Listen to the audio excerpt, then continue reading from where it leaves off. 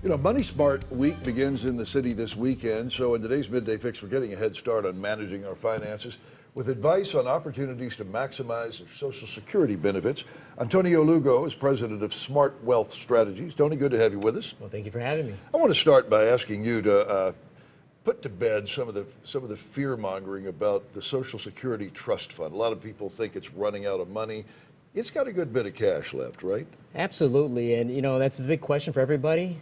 In fact, you know the Social Security Trust Fund is set up for old age, survivor, and you know a lot of families depend on this income. Now, I will state a fact: it is 2034 where the Social Security Trust Fund was scheduled to run out.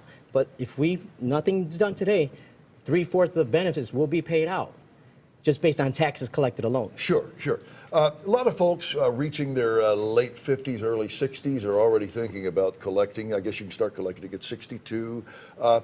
Crunch the numbers for us. How does a person decide when to collect when they get in their 60s? You know what, that's a good question. And I kind of map out in 5 questions. Are you still working? That's number 1. Number 2, do you need the income? And that's also, you may not have other options.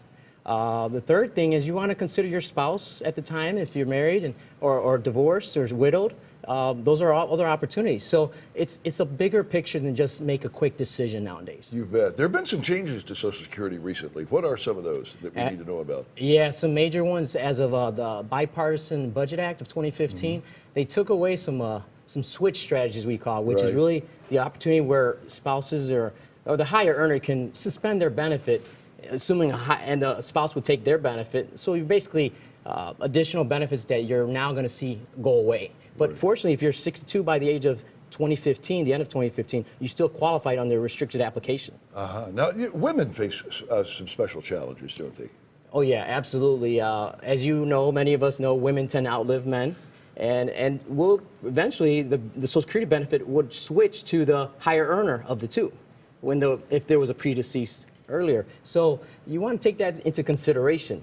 Yeah, the good news is they live longer. The bad news is they might get a smaller benefit. Is that?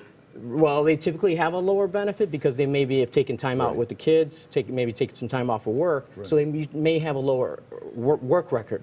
But if you're able to understand as you live longer, you could switch to his benefit, assuming he's the higher earner, that would benefit you for financial security purposes. These challenges can be overwhelming. Where does a person go to get some professional advice? And you know, that's a good question. A lot of people, like my family is gone, most people would go to Social Security Administration. And that's where most people would go. But did you know that they've been instructed to not give any type of advice?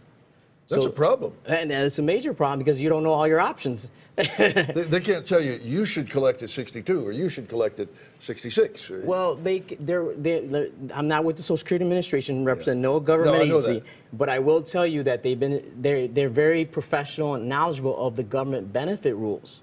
But they're instructed not to give any advice because everybody's got their own unique situation. Right. Okay, Mr. Lugo, thank you so much. Excellent advice. You can learn more about Money Smart Week, which runs through April 22nd through the 29th at moneysmartweek.org. There will be 2 events dealing with Social Security benefits, one Wednesday, April 26th at the Mabel Manning Library, the other on Thursday at the Chicago Lawn Library. You can also link to Antonio's website through socialsecurityadvantages.com. For a link, if you missed anything, you can watch this segment again by logging onto our website, WGN-TV.com/midday.